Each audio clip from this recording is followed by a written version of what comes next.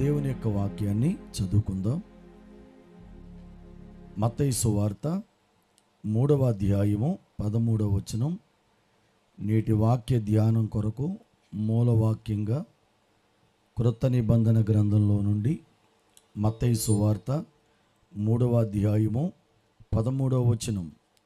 ఆ సమయమున యోహాను చేత బాప్తిస్మం పొందుటకు యేసు గలిలయ నుండి యోర్దాను దగ్గరనున్న అతని యొద్దకు వచ్చెను. చిన్న ప్రార్థన. తండ్రి, మీ నామానికి వందనాలు, స్తుతులు, స్తోత్రాలయ్యా చెల్లిస్తున్నాం. 9 నెలలు కాచి కాపాడి ఈ 10వ నెలలో మమ్మల్ని అందరినీ ప్రవేశింపజేసినందుకు మీకు కృతజ్ఞతలయ్యా. ఇదిగో నాయన, మీ సన్నిధిలో ఉండే గొప్ప భాగ్యాన్ని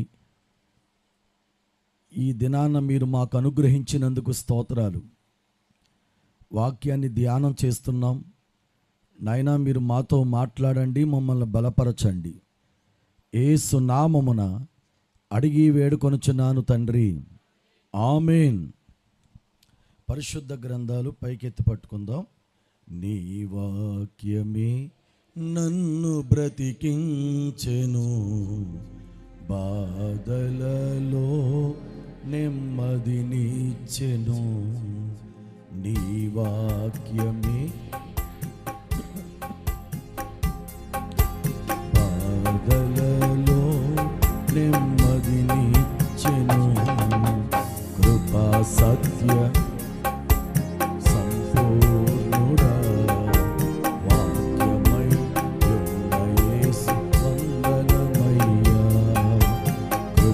సత్య వాక్యమై యున్న యేసు వందనమయ్యా. యేసుక్రీస్తు ప్రభువారు ఈ లోకంలో జీవించినప్పుడు ఆయన పరిచర్య చేయకముందు బాప్తిస్మం తీసుకున్నారు. ఆయన ప్రకటించక ముందు బాప్తిస్మం తీసుకున్నారు. ఆయన తండ్రి పని చేయకముందు బాప్తిస్మం తీసుకున్నారు. అలా బాప్తిస్మం తీసుకోవడానికి ఆయన యోహాను గారి దగ్గరికి వచ్చారు. ఈ లేఖన భాగం మనందరం కూడా చదువుకున్నాం. దీనిలో నుంచి 7 ప్రశ్నలు. మొట్టమొదటి ప్రశ్న, ఎవరు వచ్చారు? ఎవరు వచ్చారు చెప్పండి. Very good. రెండో ప్రశ్న, ఎవరి దగ్గరకు వచ్చారు? యోహాను దగ్గరకు వచ్చారు. ఏ యోహాను? అది మీరు ఆన్సర్ చెప్పేటప్పుడు యోహాను అనకూడదు, బాప్తిస్మం ఇచ్చు యోహాను అనాలి. అక్కడికి వచ్చారు. ఈరోజు మూడో ప్రశ్న, ఎక్కడి నుంచి వచ్చారు? ఎక్కడి నుంచి వచ్చారు? మూడో ప్రశ్న మనం చూద్దాం ఒకసారి. 13వ వచనం చదివి మీరు చెప్పండి నాకు. ఆ సమయమున యోహాను చేత బాప్తిస్మం పొందుటకు యేసు గలిలయ నుండి యోర్దాను దగ్గరనున్న అతని యొద్దకు వచ్చెను. ఇప్పుడు చదివారు కదండి. యేసు వచ్చారు, బాప్తిస్మం ఇచ్చి యోహాను దగ్గరకు వచ్చారు. ఇప్పుడు ఆయన ఎక్కడి నుంచి వచ్చారు? గలిలయ నుండి వచ్చారు అనే మాట దేవుని వాక్యంలో మనందరం కూడా చూస్తున్నాం. గలిలయ, గ్యాలిలీ అన్నారు ఇంగ్లీష్లో. గలిలయ అనే ప్రాంతం ఇశ్రాయేలు దేశంలో ఓ ప్రత్యేకమైనటువంటి ప్రాంతం. మీకు ఇలా చెప్పచ్చు, ఉమ్మడి ఆంధ్రప్రదేశ్ ఉన్నప్పుడు మన ఆంధ్రప్రదేశ్ని 3 భాగాలుగా దాన్ని చెప్పేవారు. ఒకటి కోస్తా ఆంధ్ర, 2 రాయలసీమ, 3 తెలంగాణ. కోస్తాంధ్ర, రాయలసీమ, తెలంగాణ మొత్తం కలిపితే ఆంధ్రప్రదేశ్ అయ్యింది, ఉమ్మడి ఆంధ్రప్రదేశ్. ఏవైనా కొన్ని ప్రాంతాలు చెప్పినప్పుడు ఆ ఆ ప్రాంతాలు లేదా ఆ దేశాలు కొన్ని ప్రాంతాలను కలుపుకొని ఉంటాయి. ఇశ్రాయేలు దేశం 3 ప్రాంతాలుగా ఉంది. ఇశ్రాయేలు దేశం మరలా జ్ఞాపకం చేస్తున్నాను, 3 ప్రాంతాలుగా ఉంది. యోదయ, సమరయ, గలిలయ. యోదయ, సమరయ, గలిలయ ఈ 3 కలిపితే ఆనాటి ఇశ్రాయేలు అని చెప్పచ్చు. యేసు జీవించిన సమయములోని ఇశ్రాయేలు యోదయ, సమరయ, గలిలయ. ఇప్పుడు చెప్తాను. యోదయ అంటే ఒక మాటలో మన భాషలో చెప్పాలంటే కంప్లీట్ క్రిస్టియన్స్. Complete Christians. సమరయ అంటే కంప్లీట్ నాన్ క్రిస్టియన్స్. గలిలయ అంటే కొంతమంది క్రైస్తవులు, కొంతమంది క్రైస్తవేతరులు, ఇలా చెప్పచ్చు. ఓకేనండి. ఇలా 3 భాగాలుగా చెప్పచ్చు. యోదయ, సమరయ, గలిలయ. ఎందుకంటే సమరయులు కూడా దేవుణ్ణి నమ్ముకున్న వారే. కాకపోతే దేవుణ్ణి నమ్ముకున్నటువంటి ఆ వ్యక్తికి, దేవుణ్ణి నమ్ముకోనటువంటి ఒక స్త్రీకి పుట్టిన వారిని యూదులు తమలో చేర్చుకునేవారు కాదు. మీరు బయటికి వెళ్ళిపోండి అని యూదులు మత ప్రవిష్ట కలిగిన వారు. మన దేశంలో బ్రాహ్మణులకు ఎంతగా మత ప్రతిష్ట లేదా వాళ్ళు అంటూ ఎలాగైతే కలిగి ఉంటారో మన దేశంలో బ్రాహ్మణులు, యూదులు కూడా అంతే. వాళ్ళు ఏం చేసినా మత సంబంధమైనటువంటి ప్రతిష్టని ఎప్పుడు పోగొట్టుకోరు. నిన్నో మొన్నో నాకు రాజ్ కుమార్ చూపిస్తూ, అన్న ఇదిగో ఒక పండుగ అని చూపించాడు. ఆ పండక్కి ఎయిర్పోర్ట్ మూసారు వాళ్ళు. ఇప్పటికీ మొన్నే ఈ వారంలోనే జరిగింది పండుగ.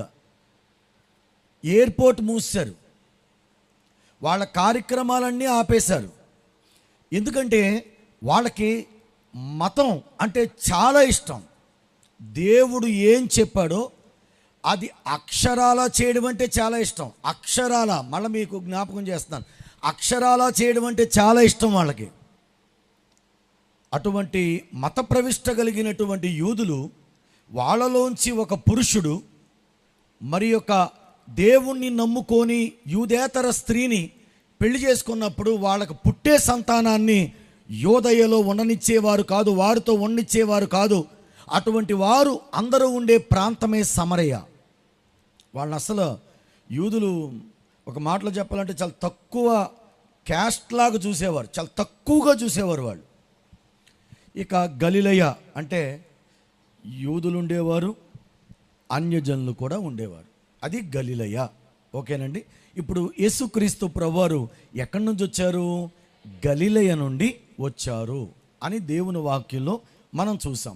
ఈ పేరు 3 సార్లు చెప్పండి, నేను దేవుని యొక్క వాక్యంలోకి వెళ్తాను. ఓకే, నేను చెప్తాను, 2 సార్లు జాగ్రత్తగా వినండి.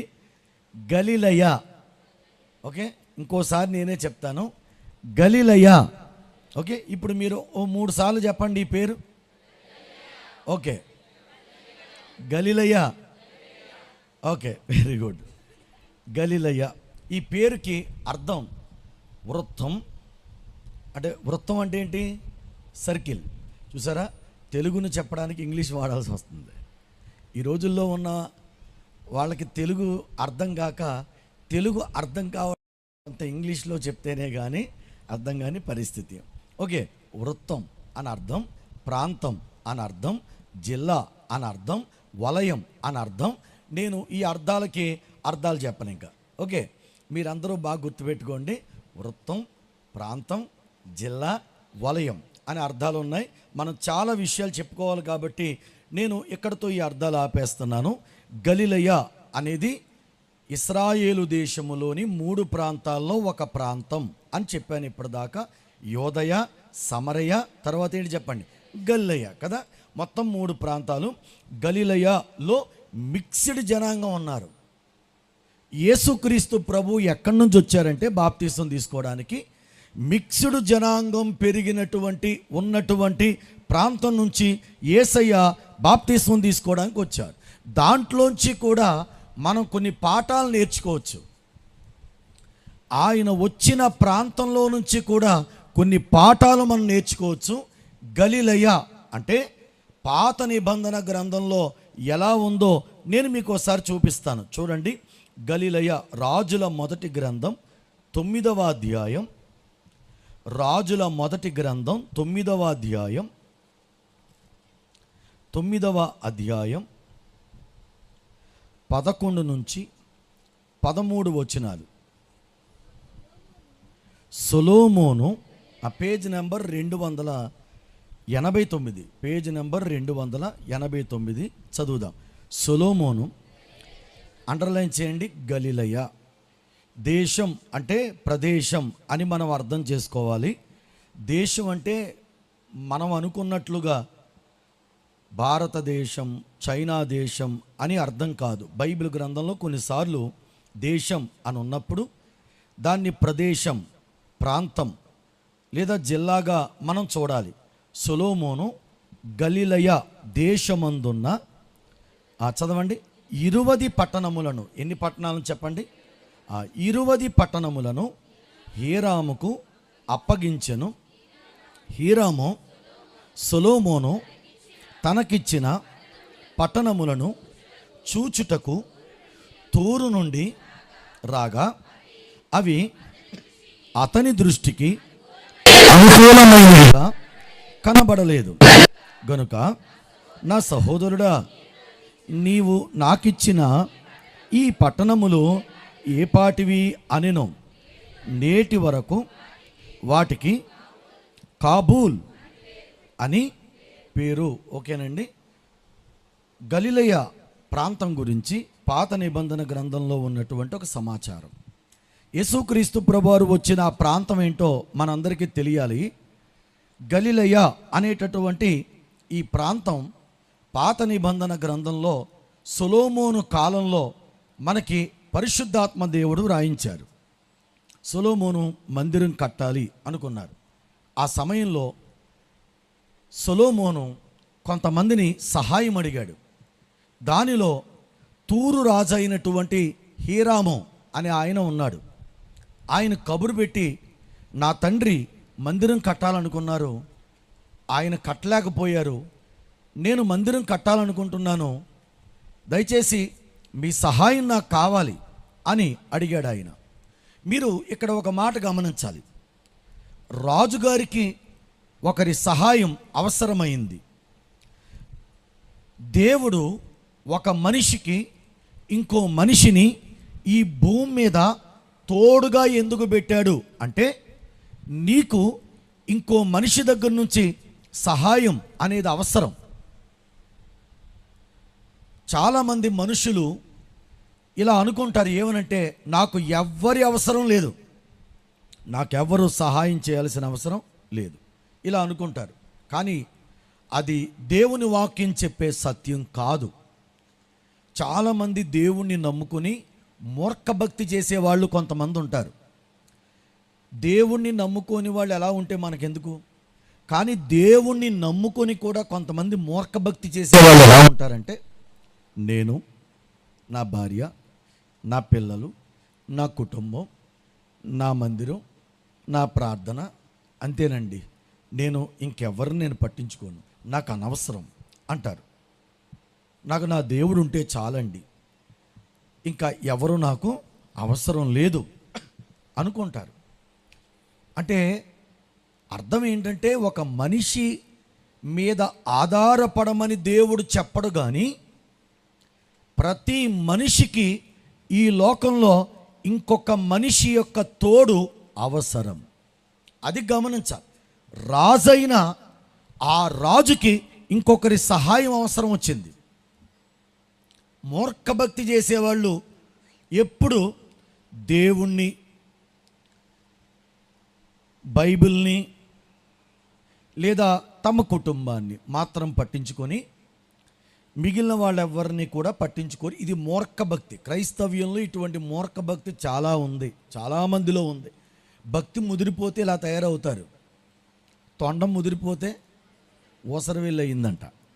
అలాగా క్రైస్తవ్యంలో భక్తి ముదిరిపోతే చాలామంది మూర్ఖ భక్తిలోకి వెళ్ళిపోయి, అందుకే కొంతమందిని గురించి అంటారు, వాళ్ళండి అసలు చుట్టుపక్కల ఎవరితో మాట్లాడాలంటే, అసలు ఎవరితో కలవరంటే అర్థం ఏంటి? కలవరంటే అర్థం ఏంటి? అన్నింటిలో కలవమని కాదు, అదే దైవ జ్ఞానంతో మనం ఉండాలి. కనీసం అండి ఆ పక్కింట్లో చనిపోయిన వాళ్ళు రారండి, అవునా? కనీసం ఏదైనా సహాయం అడిగినా వాళ్ళు సహాయం చేయరండి, ఎవరితోనూ కలవరండి. దయచేసి ఈ మాట మీరు గమనించాలి. యేసు బ్రతికినంత కాలం ఆయన ప్రజలతో ఉన్నాడు, ప్రజలలో ఉన్నాడు. దేవునికి స్తోత్రం కలుగును గాక. మనల్ని ఒంటరిగా ఉంచాలి అన్నది దేవుని చిత్తం ఎప్పుడు కాదు. కానీ మన క్రైస్తవ్యంలో భక్తి ముదిరిపోయిన వాళ్ళు కూడా చాలామంది ఎవరితో కలవరు, ఎవరితో మాట్లాడరు, ఎవరితో మాట్లాడినా దాన్ని పాపంగా ఎంచుకుంటారు. యేసుక్రీస్తు ప్రభువారు అలా లేరు. ఆయన అందరితో కలిసి కలవడం అంటే మళ్ళీ అన్నిట్లో కలిసిపోమని కాదు. ఒకరి కష్టం, ఒకరి బాధ, ఒకరి శ్రమలో మనం నేనున్నాను అని మనం చెప్పగలగాలి. అది కలవడం. ప్రియులారా, ఒక మనిషికి ఖచ్చితంగా ఇంకొక మనిషి అవసరం పడుతుంది. కాబట్టి ఎప్పుడు మనం మనుషులతో మమేకమై ఉండాలి, మనుషులతో మాట్లాడుతూ ఉండాలి. అవసరమైనప్పుడు మాట్లాడి అవసరం లేనప్పుడు మాట్లాడని వ్యక్తులుగా మనం ఉండకూడదు. అది బైబిల్ మనకు నేర్పించేటటువంటి నీతి కాదు. రాజుగారికి సహాయం అవసరం వచ్చి అప్పుడు రాజుగారు ఇంకో రాజుగారిని సహాయం అడిగారు. రాజుకు సహాయం చేయాలంటే అటువైపు నుంచి ఎవరు చేయగలరు చెప్పండి? ఇంకో రాజే చేయగలడు. ఒక రాజుకి ఇంకొక రాజే సహాయం చేయగలడు. కాబట్టి హీరామ్ ఏంటి సహాయం అంటే, నేను మందిరం కట్టాలి, దేవదారు మ్రానులు కావాలి, సరళపు మ్రానులు కావాలి, బంగారం కావాలి. మందిరం కట్టడానికి మ్రానులు కావాలి, బంగారం కావాలి. నాకు అనిపిస్తుంది అసలు అప్పటికే చాలా బంగారాన్ని దావీదు గారు సమకూర్చారండి. దేవుని వాక్యంలో ఒకసారి మీకు చూపిస్తాను చూడండి. దినవృత్తాంతాల మొదటి గ్రంథము 29వ అధ్యాయము. దినవృత్తాంతాల మొదటి గ్రంథము 29వ అధ్యాయము 2వ వచనంలో దావీదు చెప్తున్న మాటలు మనకు కనబడుతున్నాయి. 358వ పేజీ 29 2వ వచనం. నేను బహుగా ప్రయాసపడి నా దేవుని మందిరమునకు కావలసిన బంగారు పనికి బంగారమును, వెండి పనికి వెండిని, ఇత్తడి పనికి ఇత్తడిని, ఇనుప పనికి ఇనుమును, కర్ర పనికి కర్రలను, గోమేదికపు రాళ్లను, చెక్కుడు రాళ్లను, వింతైన వర్ణములు గల పలు విధముల రాళ్లను, మిక్కిలి వెలగల నానావిధ రత్నములను, తెల్ల చలువు రాయి విశేషముగా సంపాదించి తిని. గమనించాలి. అలాగే ఎంతవరకు? 4వ వచనం. గదుల గోడల రేకు మూతకును, బంగారపు పనికిని బంగారమును, వెండి పనికి వెండిని, పనివారు చేయు ప్రతి విధమైన పనికి 6,000 మణుగుల ఓఫీరు బంగారం. దావీదు సంపాదించింది 6,000 మణుగుల ఓఫీరు బంగారం దేవుని మందిరం కొరకు ఆయన సంపాదించాడు. మరి అక్కడున్న ప్రజలంత ఇచ్చారు? 7వ వచనం చదువుదాం. మనఃపూర్వకముగా దేవుని మందిరపు పనికి 10,000 కదండి, 10,000 మణుగుల బంగారమును అక్కడున్న ప్రజలు ఇచ్చినట్లుగా దేవుని వాక్యంలో మనం చూడొచ్చు. ఈయనేమో 6,000 మణుగుల ఓఫీరు బంగారం అంటే మన భాషలో నాణ్యమైన శ్రేష్టమైన బంగారం. ప్రజలు 10,000 మణుగుల బంగారం ఇచ్చారు. మరి ఇప్పుడు ఈయనెంత ఇచ్చాడు ఒకసారి చూద్దాం. రాజుల మొదటి గ్రంథం 9వ అధ్యాయం 9వ ఇందాక చదువుకుందే 14వ వచనం. హీరాము 240 అంతే, 240 మణుగులు అంతే. పెద్ద ఇచ్చిందేం కాదు, కానీ అవసరం. ఇప్పుడు ఓ రూపాయి తక్కువైతే రూపాయి తక్కువైనట్టే కదండి. మీకు ఎప్పుడైనా ఎక్కడైనా ఆఫర్స్ పెట్టేటప్పుడు 999 అని రాస్తారు. వెళ్ళి అక్కడ కరెక్ట్గా 999 ఇవ్వండి, వాడు ఆ వస్తువు ఇస్తాడు ఎవడో చూడండి ఒకసారి. 99 999 99,999 అంటారు కదండి. ₹1 తక్కువ ఇవ్వండి, ₹1 తక్కువ కొట్టండి, ఎక్కడైనా సరే తక్కువైతే తక్కువ అయినట్టే కదా. దావీదేమో 6,000 మణుగుల ఓఫీరు బంగారము, ప్రజలేమో 10,000 మణుగుల బంగారము ఇస్తే ఇంకా కొంచెం టైట్ అయింది పొజిషన్. రేపు ఈఎంఐ కట్టాలి, 10,000 కట్టాలి, 500 తక్కువైంది. వాడు ఓకే అంటాడా చెప్పండి? పోలేరా బాబు, 9,500 వేసావు కదా, ఇంకో 500 కదా, పర్వాలేదు అంటారా? అనరు. ₹1 తక్కువైనా బౌన్స్ అయిపోద్ది, చెక్ బౌన్స్ అయిపోద్ది. ఎప్పుడైనా తక్కువే, ఎక్కువేం కాదు. దేవుని వాక్యంలో మనం చూసినప్పుడు హీరాము రాజు 240 మణుగుల బంగారం ఇచ్చాడు. కానీ 6,000 ఆయన, 10,000 ప్రజలు, సుమారు వాళ్ళు 16,000 మణుగుల బంగారాన్ని దేవుని మందిరం కొరకు వారు సంపాదించారు. కానీ హీరాము ఇచ్చింది 240 మణుగుల బంగారాన్ని ఆయన ఇచ్చాడు. దేవదారు మ్రాన్లు ఇచ్చాడు, సరళపు మ్రాన్లు ఇచ్చాడు. ఇవన్నీ ఇచ్చినప్పుడు ఇలా అనుకుని ఉంటారు వాళ్ళిద్దరూ, సొలొమోను తర్వాత హీరాము రాజు, నువ్వు నాకు ఇది ఇచ్చావు కదా, నేను నీకు ఏదైనా ఇస్తానంటే వద్దు బ్రదరు అని ఉంటాడు. బ్రదర్ అన్నాడు ఆయన, అందుకే వద్దు బ్రదర్ అని ఉంటాడు. అప్పుడు ఈయనకి నేను ఏమి ఇవ్వగలను ఇప్పుడు, కాబట్టి ఇలా కాదని చెప్పి ఆయనకి భూమి ఇచ్చాడు. ఏ భూమి అంటే ఇప్పుడు మనం అనుకునేటటువంటి గలిలయ అనేటటువంటి ప్రదేశంలో 20 పట్టణాలు ఉన్నాయండి. ఆ 20 పట్టణాలని ఇచ్చాడు. అసలు గలిలయలో ఎన్ని పట్టణాలు ఉన్నాయి? ఈయన 20 ఇచ్చాడు దాంట్లోంచి. అసలు దాంట్లో ఎన్ని ఉన్నాయి అంటే మనకి బైబిల్లో లేదు. కానీ చరిత్రకారుడైనటువంటి జోసిఫస్, ఎప్పుడైనా మీరు బైబిల్ బాగా చదివేవారు జోసిఫస్ అనే చరిత్రకారుని గురించి బాగా చదవండి. యేసయ్య కాలము తరువాత యోదయలో, ఇశ్రాయేలులో జీవించినటువంటి ఒక చరిత్రకారుడు ఎవరంటే జోసిఫస్. ఆయన రాసినటువంటి ఒక విషయం ఏంటంటే గలిలయలో 204 గ్రామాలు ఉండేవంటండి. ఎన్ని గ్రామాలండి? 204 గ్రామాలు ఉండేవంట. ఒక గ్రామానికి తక్కువ కాదంటే 15,000 మంది ప్రజలు ఉండేవారంట. జోసిఫస్ అనే చరిత్రకారుడు ఆయన ఒక బుక్ రాశాడు, ద జూయిష్ వార్ అనేటువంటి బుక్. తెలుగులో యూదుల యుద్ధం అంటారు. ఆ బుక్లో దాంట్లో 3వ గ్రంథంలో 3వ అధ్యాయంలో 2వ భాగంలో ఈ మాట రాశాడు. ఏమని? గలిలయలో చాలా గ్రామాలు ఉండేవి, సుమారు అవి 204 గ్రామాలు. ఓకే, తర్వాత చెప్తాను మళ్ళీ దీని గురించి. ఇప్పుడు ఒకవేళ 204 గ్రామాలు ఉంటే దాంట్లో సొలొమోను గారు ఎన్ని ఇచ్చారు చెప్పండి? 20 ఇచ్చారు. చెప్పండి ఎన్ని ఇచ్చారు? 20. అప్పుడు 20 గ్రామాలు. మీకు ఎవరైనా కనుక భూమి ఇస్తే, ఇప్పుడే మీకు SMS వచ్చింది అనుకుందాం, మీకు ప్రభుత్వం తరపున ఒక 2 సెంట్లు స్థలం ఇచ్చారు అంటే దాన్ని ఇప్పుడు మీరు ఏం చేస్తారు? చర్చి నుంచి అస్సలు భోజనం చేయకుండా ఇంటికి వెళ్ళాలని కూడా అనిపించదు. మీకు కనుక SMS వచ్చిందనుకోండి, ఇక్కడ నుంచి ఇటు నుంచి ఇటే, మళ్ళా ఇటు నుంచి ఇటే అక్కడికి వెళ్తారు. ఎందుకు వెళ్తాం? అక్కడికి వెళ్ళి చూసుకుంటాం, నాకు ఇచ్చిన 2 సెంట్లు ఎలా ఉంది అని. హీరాము రాజుకి 20 ప్రాంతాలు కలిగినటువంటి ఓ చిన్న జిల్లానిచ్చాడు, ఓ చిన్న పట్టణం అనుకుందాం, లేదంటే దాంట్లో 20 గ్రామాలు ఉన్నాయి. అవి ఇచ్చాడు. హీరాము రాజు వచ్చాడు, చూశాడు. చూసిన తర్వాత వెంటనే ఆయన దానికి ఓ పేరు పెట్టాడు.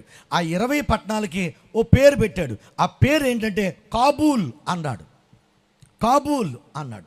మనకి కాబూల్ అంటే ఏం గుర్తొస్తుందో తెలుసా? కాబూలోడు గుర్తొస్తాడు. చాలామందికి కాబూల్ అనేసరికి కాబూలోడు. ఇంతకుముందు అప్పులు ఇచ్చిన వాడిని ఏమనేవారు చెప్పండి? కాబూలోడు వచ్చాడమ్మా అనేవారు. అయితే హీరాము రాజు దాన్ని చూసి అన్న మాట ఏంటంటే కాబూల్. కాబూల్ అనే పైన నెంబర్ ఉంది, ఆ నెంబర్ కింద ఏమనుందో చూడండి ఒకసారి. కాబూల్ అని ఉంది కదా, దాని కింద ఏమనుందండి?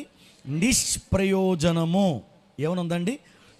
నిష్ప్రయోజనము అనే మాట అక్కడ ఉంది. నాకు అర్థమైనటువంటి విషయం ఏంటంటేనండి, ఈ కాబూల్ అనే తర్వాత కాలంలో ఒక జిల్లాగా మారిపోయింది అన్నారు. ఆ 20 పట్టణాలు కూడా ఒక జిల్లాగా మారిపోయాయి. ఆయన ఇచ్చినటువంటి ఆ బహుమతి లేదా ఆ ప్రాంతం. దీన్ని ఒక మాటలో చెప్పాలంటే, మనలో చాలామంది అంటాం కదా, నువ్వు ఎందుకు పనికిరావు. చాలాసార్లు చాలామంది నోట్లోంచి వచ్చే మాట ఏంటంటే, నువ్వు ఎందుకు పనికిరావు. ఈ మాట అంటే ఎవరికైనా బాధేస్తుందండి. ఎవరినైనా ఈ మాట అనమనండి ఒకసారి, నువ్వు ఎందుకు పనికిరావు అనమనండి ఒకసారి. నువ్వు ఎందుకు పనికిరావు అనే మాట హృదయంలో ఒక మనిషికి చాలా ఆవేదన కలుగు చేస్తుంది. ఎవరైనా మీకు బహుమానం ఇచ్చారనుకుందాం, తీసుకుంటాం. బాగుంటే ఏమని చెప్తాం? చెప్పాలి మీరు ఒకసారి. బాగుంటే ఏమని చెప్తాం? ఫ్రంట్ ఉన్న వాళ్ళు మాట్లాడరేంటి? ఫ్రంట్ ఉన్న వాళ్ళు అదే లేచి వెళ్ళిపోండి ఇక్కడ నుంచి. చెప్పండి. బాగుంటే ఏమంటాం చెప్పండి. చెప్పాలి. బాగుంది అనాలా అంటామా? అలాగే అంటాం. బాగోలేదనుకుందాం, మీ పుట్టినరోజుకి ఎవరో గిఫ్ట్ తెచ్చారు, బాగుంది అంటే వెంటనే ఏమంటాం చెప్పండి? బాగుంది. చాలా వివిధ రకాల ఎమోజీస్ ఉంటాయి ఆ టైంలో.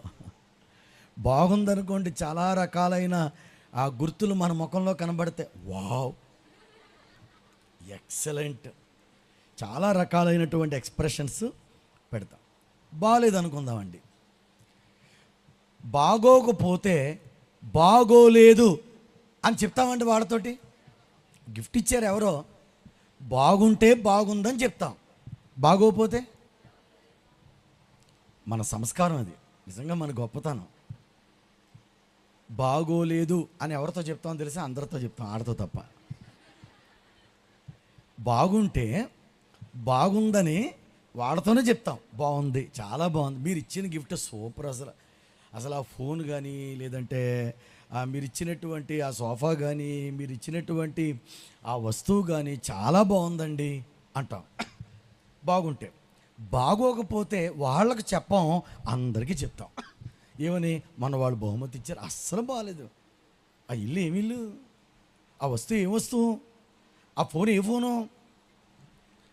వాళ్ళు ఒకవేళ అడిగారు అనుకోండి, బాగోకపోయినా వాళ్ళ ముందు ఏమంటాం చెప్పండి, మనం బాగుంది అంటాం. అయితే వీళ్ళు రాజులు కాబట్టి నేరుగా ఏమని చెప్పాడు తెలుసండి ఆయన. ఇప్పుడు చదవండి, హీరామ్ ఏమన్నాడు చెప్పండి.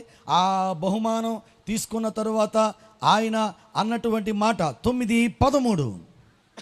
నా సహోదరుడా, మై డియర్ బ్రదర్, చదవండి పర్లేదు. నీవు నాకు ఇచ్చిన ఈ పట్టణములో ఏ పాటివి, ఇలా చూడండి. అంటే అర్థం ఏంటంటే,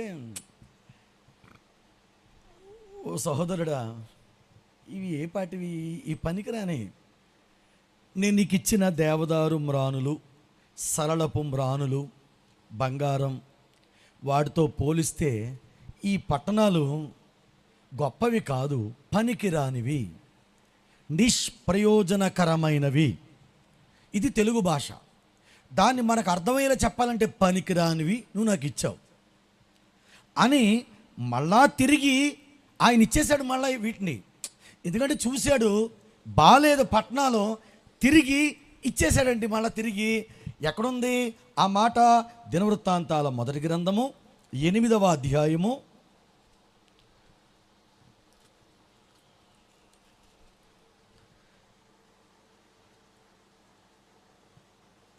2వ గ్రంథము 8వ అధ్యాయం 2వ వచనం. మొదటి 2 వచనాలు చదివేద్దాం. దినవృత్తాంతాలు 2వ గ్రంథము 8వ అధ్యాయం మొదటి 2 వచనాలు. సొలొమోను యెహోవా మందిరమును తన నగరును కట్టించిన 20 సంవత్సరముల కాలము తీరిన తరువాత హీరాము తనకిచ్చిన పట్టణములను సొలొమోను కట్టించి వాటిలో ఇశ్రాయేలీయులను, ఓకే నా వైపు చూడండి, బహుమతిగా 20 పట్టణాలని గలిలయలో ఉండి హీరాము రాజుకి ఇస్తే ఆయన వెళ్ళి చూసుకొని ఇవి ఏ పాటివి, ఇవి పనికిరానివి బ్రదర్, ఇవి ఏం బాలేదు ఈ పట్టణాలు అని కొన్నాళ్ళ తర్వాత మళ్ళా తిరిగి తను ఏ పట్టణాలైతే తీసుకున్నాడో ఆ పట్టణాలు, ఆ భూమి, ఆ గల్లైలోని 20 పట్టణాలు తిరిగి సొలొమోనుకి ఇచ్చాడు. అదండి గలిలయ అంటే. అర్థం కావడానికి ఒక మెతుకు చెప్పండి, ఏంటి ఒక మెతుకు పట్టుకోవాలంటే గలిలయ పనికిరాంది, రాసుకోవడానికైతే రాసుకోవద్దు, కానీ నిష్ప్రయోజనకరమైన ప్రాంతం అది. రాసుకోవడానికైతే, చెప్పుకోవడానికైతే పనికిరాని ప్రాంతం. యేసయ్య ఎక్కడి నుంచి బాప్తిస్మం తీసుకోవడానికి వచ్చారంటే పనికిరాని ప్రాంతమైన గలిలయ నుండి ఆయన బాప్తిస్మం తీసుకోవడానికి వచ్చారు. దేవునికి స్తోత్రం కలుగునుగాక. ఓకే, ఈ మాట మీరు బాగా గుర్తుపెట్టుకోండి. అందరూ చెప్పండి ఒకసారి, ఈ గలిలయ ప్రాంతం ఏంటి చెప్పండి? పనికిరాని ప్రాంతం. చెప్పండి, ఇది ఏ ప్రాంతం అండి? ఇది పనికిరాని ప్రాంతం. ఒక రాజుగారు బహుమానం తీసుకొని మళ్ళా తిరిగి ఇచ్చేసిన ప్రాంతం. ఎంత అవమానం చెప్పండి. అంటే ఇది ఎంత వేస్ట్ అయి ఉంటుంది ఈ ప్రాంతం. తిరిగి ఇచ్చేశారంటే ఇది ఎంత వేస్ట్ అయి ఉంటుందండి. అంత పనికిరాని ప్రాంతం అండి గలిలయ అంటే.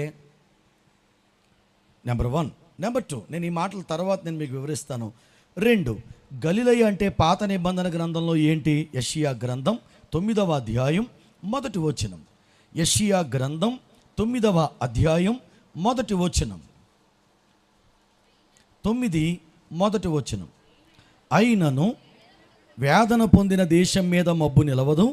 పూర్వకాలమున ఆయన జెబూలూను దేశమును నఫ్తాలి దేశమును అవమానపరిచెను. అంత్యకాలమున ఆయన సముద్ర ప్రాంతమును అనగా యోర్దాను అద్దరిని అన్యజనుల, అండర్లైన్ చేసేయండి, అన్యజనుల గలిలయ ప్రదేశము. ఇందాక అందుకే చెప్పాను, దేశము అని కాదు కానీ అది ఒక ప్రదేశము. అన్యజనుల ప్రాంతం అండి ఇది. ఇది పనికిరాని ప్రాంతం మాత్రమే కాదు, ఇది అన్యజనుల ప్రాంతం. ఇలా నేను అంటాను, ఏమనంటే నిన్న బాబు గోగినేని ఒక నాస్తికుడు, ఆయన అమెరికా దేశం వెళ్ళి అక్కడ నిలవబడి వెనకాతల ఒక అందమైనటువంటి చర్చ్ ఉంటే ఆ చర్చ్ ముందు నిలవబడి ఆయన మాట్లాడుతున్నాడు. ఏమనంటే ఇది చాలా బాగుంది చర్చ్, చాలా బాగుంది చర్చ్, కానీ ఇప్పుడు ఈ చర్చికి ప్రజలు రావట్లేదు, ఈ చర్చిని అమ్మేద్దాం అనుకుంటున్నారు. కాబట్టి ఆయన చెప్పిన మాట ఏంటంటే దేవుడు అనేది ట్రాష్, దేవుణ్ణి మనం ఎవరు నమ్మాల్సిన అవసరం లేదు అనే మాటలు చెప్పాడు. ఇప్పుడు ఆయన ఉద్దేశం ఏంటంటే అమెరికా దేశంలో ఉన్న ఒక చర్చు ఖాళీగా ఉంది, ప్రజలు ఎవరు కూడా రావడం లేదు. అయితే ఆయనకు తెలియని, ఈ రోజున చాలామందికి తెలియని ఒక బైబిల్ సత్యం ఏంటంటే ప్రభువుని నమ్ముకున్న వాళ్ళు గనక సరిగ్గా బ్రతకకపోతే అతి కొద్ది కాలంలో వాళ్ళు భ్రష్టులుగా మారిపోతారు.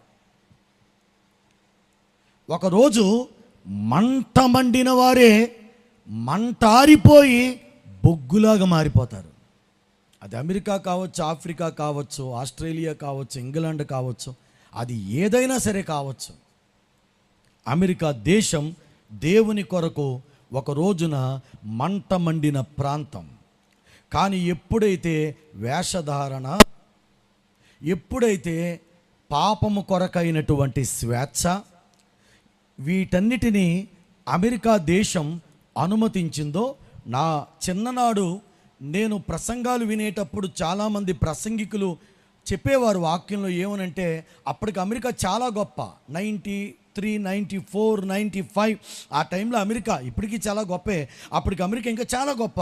కానీ అప్పుడు అనేవారు ఏమనంటే అమెరికా దేశం పాడైపోతుంది, 10-20 సంవత్సరాల తర్వాత అది నాశనం అయిపోద్ది అని అనేవారు. అంటే ఆత్మీయంగా పాడైపోద్ది అనేవారు. అది నేను చూశాను. నా చిన్నప్పుడు అమెరికా దేశం చాలా ఆత్మీయమైనటువంటి దేశం, కానీ ఇప్పుడు అది పాడైపోయిన దేశంగా, క్రైస్తవ్యపు విలువలు పాడు చేసుకున్నటువంటి దేశంగా ఆ దేశాన్ని మరి మనం చూస్తున్నాం. ఓ ప్రాంతం పాడైపోవచ్చు. అదేంటంటే దేవుణ్ణి నమ్ముకుంది కదా ఆ దేశం. అంటే దేవుడు ప్రతి ఒక్కరికి ఆయన స్వేచ్ఛ ఇచ్చాడు. ఎవరికి ఆయన బంధకాలు పెట్టేవాడు కాదు. ఆయన నువ్వు ఎలాగే ఉండాలి, నువ్వు నన్ను నమ్ముకున్నావు కాబట్టి, నువ్వు నా మందిరానికి వస్తున్నావు కాబట్టి, నువ్వు ఒక్కసారి అడుగు తీసి బయట పెట్టావంటే నిన్ను వెంటనే నీ కాలు విరిగిపోద్ది, నీ చేయి విరిగిపోద్ది అని ఆయన ఒక మనిషిని తాను అనుకునే బంధకాల్లో ఉంచేవాడు కాదు. అందరికీ స్వేచ్ఛ ఇస్తాడు ఆయన. నువ్వు వస్తావా నీ ఇష్టం, నువ్వు రావా నీ ఇష్టం. స్వేచ్ఛ ఉంది ప్రతి మనిషికి. నువ్వు ఆదివారం మందిరానికి వస్తావా నీ ఇష్టం, రావా నీ ఇష్టం. మొదటి ఆదివారం వస్తావా నీ ఇష్టం, 4 వారాలు వస్తావా నీ ఇష్టం, రోజు ప్రార్థన చేస్తావా నీ ఇష్టం, చేయవా నీ ఇష్టం, రోజు వాక్యం చెబుతావా నీ ఇష్టం, రోజు వాక్యం చదవా నీ ఇష్టం, సువార్త ప్రకటిస్తావా నీ ఇష్టం, ప్రకటించు, ప్రకటించవా నీ ఇష్టం, ప్రకటించొద్దు. నీకు ఏదైనా తక్కువ చేస్తాడా ఆయన? తిండి తక్కువ చేయడు. ఇల్లు ఉంటుంది, తిండి ఉంటుంది, కానీ ఇక్కడ మాత్రం మనశ్శాంతి ఉండదు. ఆయన ఏ ఒక్కరిని ఇలా పట్టుకొని నువ్వు వెళ్ళొద్దు అనేవాడు కాదు ఆయన. నువ్వు వెళ్ళిపోతానంటే 1-2 సార్లు చెప్తాడు ఆయన, వాక్యం ద్వారా, మనిషి ద్వారా చెప్తాడు ఆయన. వెళ్ళొద్దు, నువ్వు ఆ ఊరు వెళ్ళొద్దు, నువ్వు ఆ ప్రాంతానికి వెళ్ళొద్దు, నువ్వు ఆ పాపంలోకి వెళ్ళొద్దు అని వాక్యంలో నుంచో, నువ్వు చదువుతున్నప్పుడు ఒక మనిషిలో నుంచో, లేదంటే టీవీలో నువ్వు చూసే న్యూస్లో నుంచో ఆయన ఎలాగైనా నీతో మాట్లాడతాడు ఆయన. ఆ మాటని తీసుకోగలిగితే మనం మాట వినొచ్చు. కాబట్టి అమెరికా దేశం ఒకానొక రోజున అది భక్తి కలిగిన దేశం కావచ్చు. ఈరోజు వాళ్ళు వేషధారణకి స్థలం ఇచ్చారు కాబట్టి, పాపానికి స్థలం ఇచ్చారు కాబట్టి ఆ దేశం కొంచెం కొంచెంగా పాడైపోతూ వస్తుంది. ఓకే, మనిషి అయినా సరే అంతే. దేవుణ్ణి నమ్ముకున్నప్పుడు మండొచ్చు. ఆ మనిషి తన జీవితంలో పాపానికి చోటిచ్చినప్పుడు ఆ మంట బొగ్గుగా మారిపోవచ్చు, ఆ మనిషి బొగ్గుగా మారిపోవచ్చు. అంటే ఆ మనిషి మంట మండకుండా ఒక రోజున ఎంతో మంట మండేటువంటి ఒక వ్యక్తి తర్వాత కాలంలో ఎటువంటి మంట లేని వ్యక్తిగా బ్రతకొచ్చు. ప్రియులారా, అది సాధ్యమే. కాబట్టి ఈ విషయం గుర్తుపెట్టుకోవాలి. గలిలయ అంటే ఒకానొక రోజు సొలొమోను అక్కడ కట్టించాడు. గలిలయ అనే ప్రాంతంలో ఆయన కట్టించాడు. కానీ ఎప్పుడైతే వాళ్ళని అష్షూరు, బబులోను వారు కొనిపోయారో, ఆ తరువాత మళ్ళా అక్కడి నుంచి మళ్ళా వీళ్ళు తిరిగి వచ్చారో, ఆ తరువాత కొంతమంది యూదులు, అనేక మంది అన్యజనులు అక్కడ కలిసి బ్రతకడం మొదలుపెట్టారు. యేసుక్రీస్తు ప్రభు జీవించే సమయానికి అక్కడ చాలామంది అన్యజనులు జీవిస్తున్నారు. కాబట్టి గలిలయని ఏమన్నారంటే అన్యజనుల ప్రాంతము అన్నారు. దేవుని వాక్యంలో గలిలయని ఏమన్నారు చెప్పండి? అన్యజనుల ప్రాంతము. దేవుడిదే అది, కానీ అన్యజనుల ప్రాంతంగా మారిపోయింది. మనం కూడా ఒక్కొక్కసారి దేవుణ్ణి నమ్ముకున్న వారమే, కానీ అన్యజనుల ఆలోచనలు మన హృదయాల్లో కలుగుతాయి. అన్యజనుల తలంపులు మన హృదయాల్లో కలుగుతాయి. అన్యజనులు అంటే అర్థం ఏంటి? హిందువులు అని కాదు అర్థం. అన్యజనులు అంటే దేవునిని ఎరగని జనులు అని అర్థం. వాళ్ళు ఎవరైనా కావచ్చు, దేవునిని ఎరగని ఆ ప్రజల వలె బ్రతుకుతారు. ఎలాగుంటుందో తెలుసా? అన్యజనులు ఎలా ఉంటారో తెలుసా? దేవుని వాక్యంలో ఇలా ఉంది. దేవుణ్ణి ఎరగని ప్రజలు ఎలా ఉంటారు? మత్తయి సువార్త 6వ అధ్యాయం 31వ వచనం.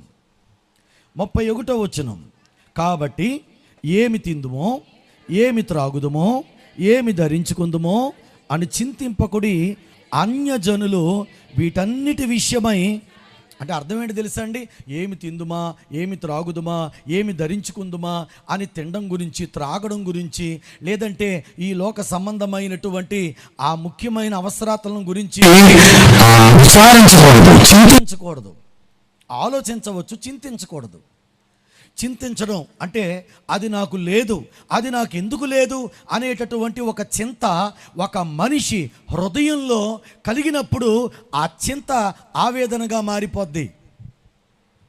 ఎక్కడో హోటల్లో ఒక రీల్లో చూస్తే, ఎక్కడో హోటల్లో ఒక పూట వెజ్ 650 రూపాయలు.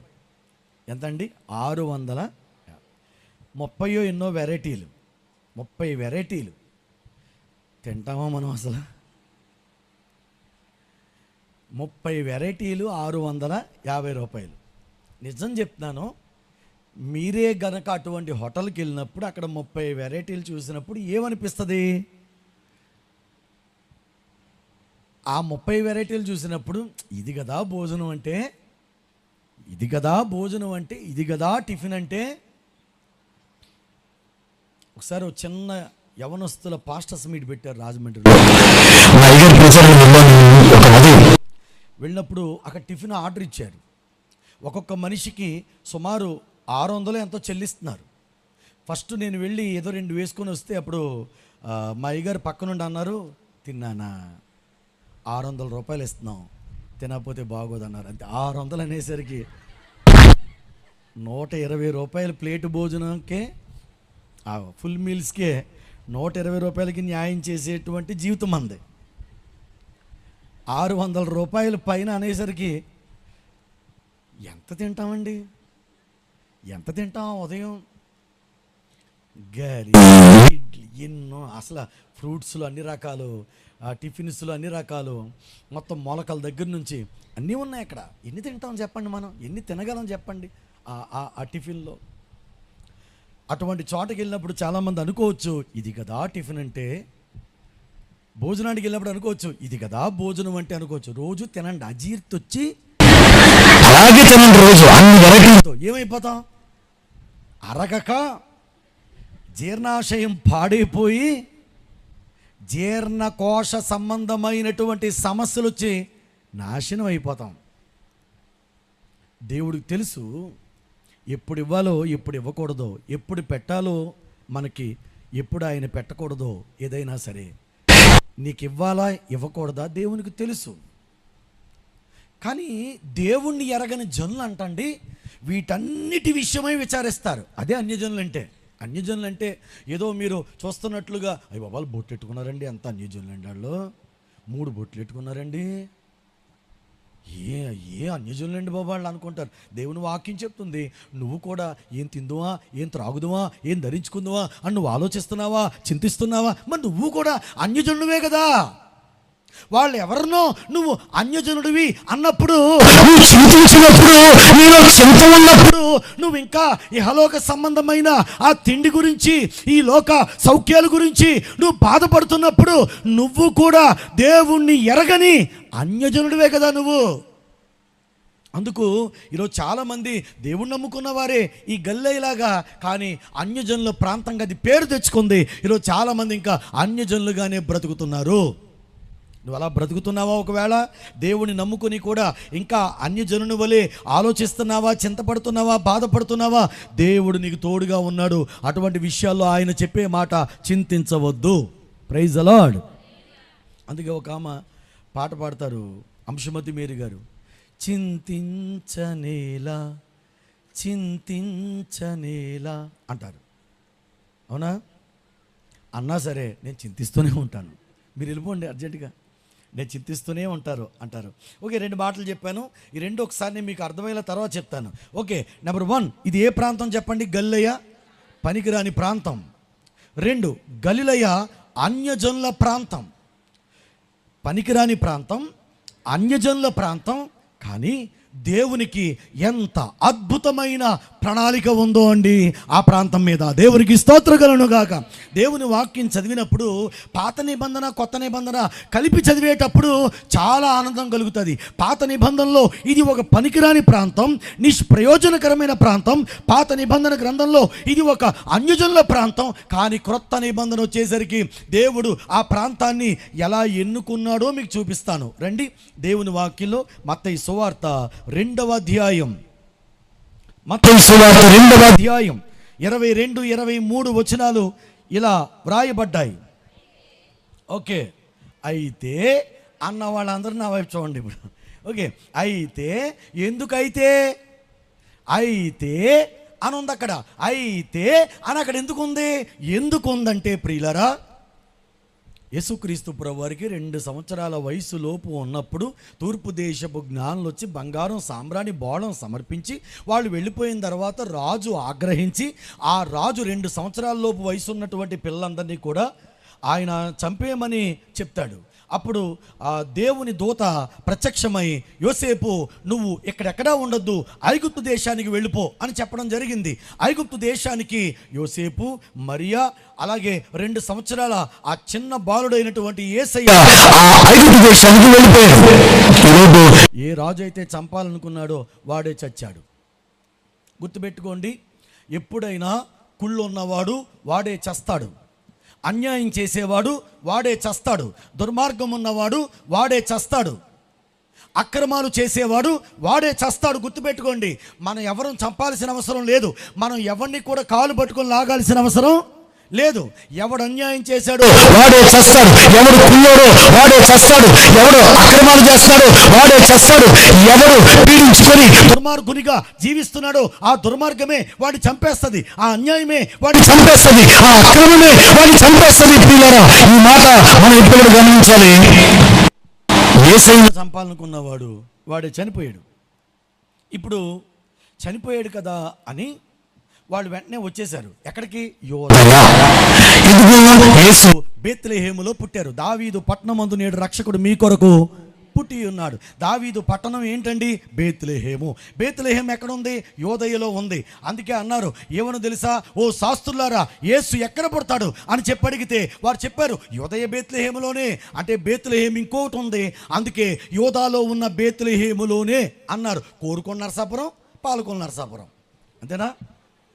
పాలకొండ నరసాపురం, కోరుకొండ నరసాపురం. నరసాపురం అంటే వెంటనే అడుగుతారు, ఏ నరసాపురం అండి? మన ఈస్ట్ వెస్ట్ వాళ్ళు అయితే ఇలా అడుగుతారు. ఇంకా నరసాపురాలు చాలా ఉన్నాయి, కానీ మన ఈస్ట్ వెస్ట్కి ప్రత్యేకంగా నరసాపురం అంటే 2 నరసాపురాలు ఉన్నాయి, అవునా? అప్పుడు మనం ఏమంటాం? నరసాపురం ఒకవేళ వాకింగ్ చెప్పడానికి రండి అని నన్ను అడిగితే నేను ఏమంటానంటే, పాలకొండ నరసాపురమా, కోరుకొండ నరసాపురమా అంటే వాళ్ళు చెప్తారు, కోరుకొండ నరసాపురం అండి అంటారు. అలాగా బేత్లెహేం అంటే 2 ఉన్నాయి అక్కడ. అందుకు అది యోధా బేత్లెహేం, యోదయ బేత్లెహేం, యోధా బేత్లెహేము.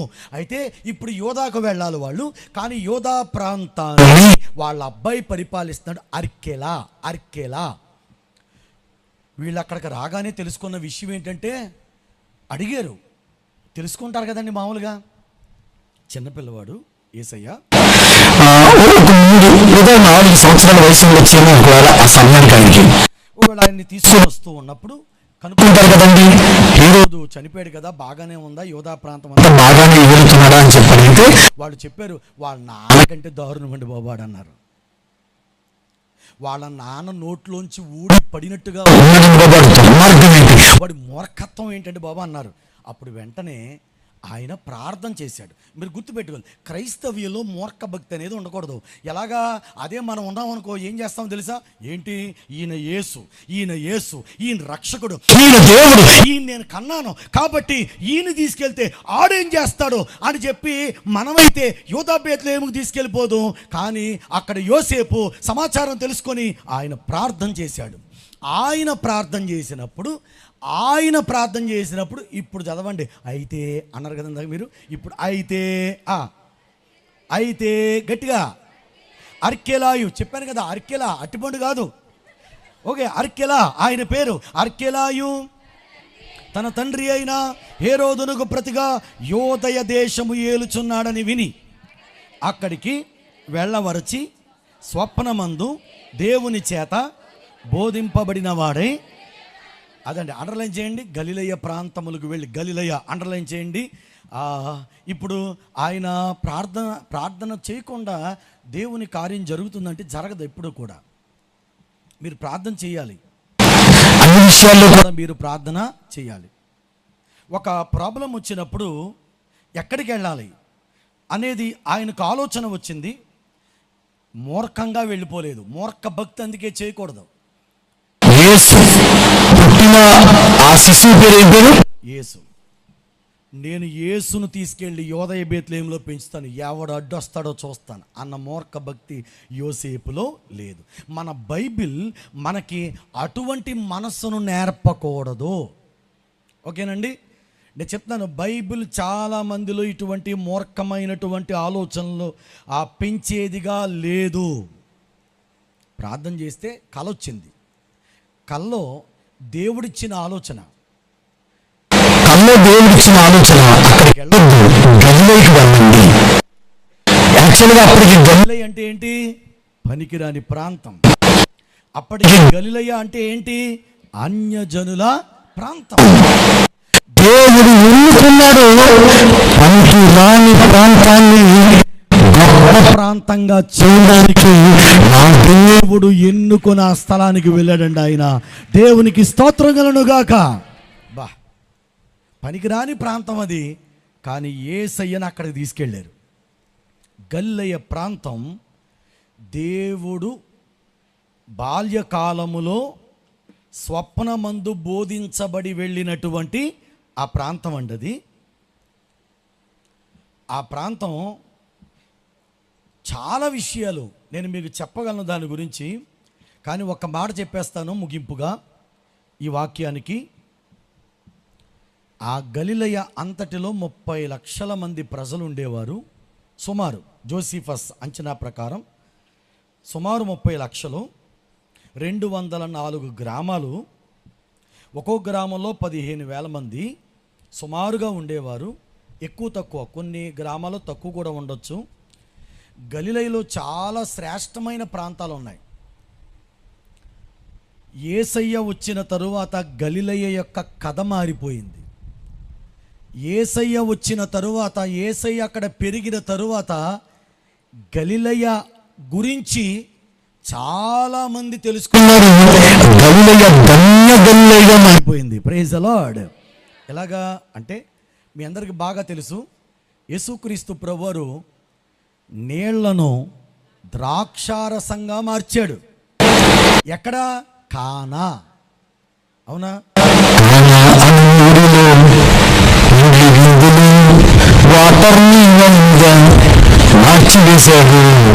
చెప్పలేను బాబోయ్ ప్రభు గొప్పతనాలు, చెప్పలేను బాబోయ్ ప్రభు గొప్పతనాలు కదా.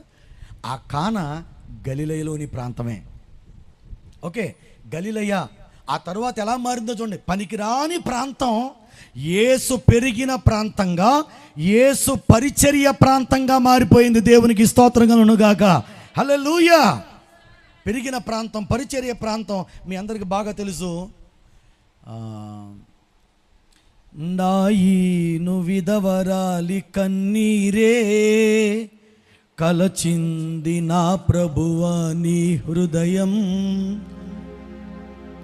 పాడాపిలే పావతనయం బాధంత తీర్చావ తండ్రి. అవునా? ఏంటది? నాయీను విధవరాలి కుమారుడు యేసుక్రీస్తు ప్రభువారు తిరిగి లేపారు. ఎక్కడది? నాయీను గ్రామం. ఆ నాయీను గ్రామం ఎక్కడది? ప్రసంగం. ఆ కొండ ఎక్కడిది? గలిలయలోని కొండ. దేవునికి స్తోత్రం కలుగునుగాక. హల్లెలూయా. యేసయ్య రూపాంతరం పొందిన కొండ తాబోరు కొండ. అది ఎక్కడిది? గలిలయలోని కొండే. అసలు ఒక మాటలో చెప్పాలంటే యేసు ప్రభువారు శిష్యులందరినీ ఏమని పిలిచారో తెలుసండి? గలిలయులారా అని పిలిచారు. అంటే యేసులో కూడా ఎక్కువ మంది ఎవరో తెలుసా?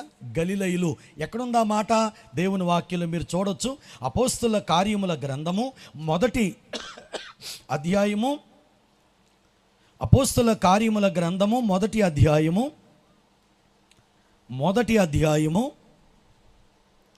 11వ వచనం. గలిలయ మనుషులారా మీరెందుకు నిలిచి చూసేయండి నా వైపు. ఓకే, శిష్యులు నిలబడితే యేసయ్య అన్నారు, మీరు సర్వలోకమునకు వెళ్ళి సర్వ సృష్టికి సువార్తను ప్రకటించండి, నమ్మి బాప్తిస్మం పొందిన వాడు రక్షించబడతాడు, నమ్మని వారికి శిక్ష విధించబడుతుంది, మీరు వెళ్ళండి శక్తి పొందుకునే వరకు మీరు గదిలోంచి అసలు మీరు బయటికి రావద్దని చెప్పి ఆ శిష్యుల కళ్ళ ముందే యేసయ్య అలాగా ఆరోహణ అయిపోతూ ఉంటుంటే ఈ శిష్యులందరూ ఆ కొండ దగ్గరికి వెళ్ళి ఇలా చూస్తున్నారంట. యేసయ్య ఆరోహణ అయిపోతుంటే ఆ అద్భుతమైన దృశ్యాన్ని అలాగ చూస్తూ ఉంటుంటే ఈ లోపు దేవదూత అక్కడికి దిగి వచ్చి చెప్తున్న మాట, గలిలయ మనుషులారా మీరెందుకు నిలిచి ఆకాశం వైపు చూస్తున్నారు? అంటే శిష్యులు ఏమని పిలిచారు చెప్పండి? గలిలయ మనుషులు. శిష్యులు ఆ పేరుతో పిలువబడ్డారండి. ఆఖరిగా యేసయ్య కూడా పేరుతో పిలువబడ్డారు. మత్తయి సువార్త 26వ అధ్యాయం 69వ వచనంలో ఇలా వ్రాయబడింది.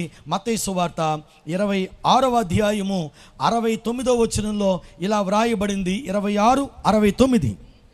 పేతురు వెలుపటి ముంగిట కూర్చుండి ఉండగా ఒక చిన్నది అతని యొద్దకు వచ్చి, నీవును గలిలయుడగు యేసుతో కూడా. అంతేనండి, అయిపోయింది. వాక్యం కాదు, గలిలయ. గలిలయ యేసు ప్రభుని ఒక చిన్నమ్మాయి వచ్చి అంటుంది, యేసు ప్రభుని గురించి పేతురుని చూసి అంటుంది, నువ్వు గలిలయుడగు యేసుతో కూడా ఉంటివి కదా. అంటే యేసయ్య కూడా ఆ పేరుతో పిలువబడ్డారు. శిష్యులు గలిలయ మనుషులుగా పిలువబడ్డారు. ఒకరోజు పనికిరాని ప్రాంతం, ఒకరోజు అన్యజనుల ప్రాంతం దేవుని సేవాక్షేత్రంగా మారిపోయింది, దేవుని ప్రాంతంగా మారిపోయింది, దేవుని శక్తి అక్కడ దిగింది. ప్రియులారా, ఆ ప్రాంతాన్ని దేవుడు అలా మార్చాడు. ఇలా అంటాను, ప్రాంతాన్ని మార్చిన దేవునికి మనల్ని మార్చలేడా?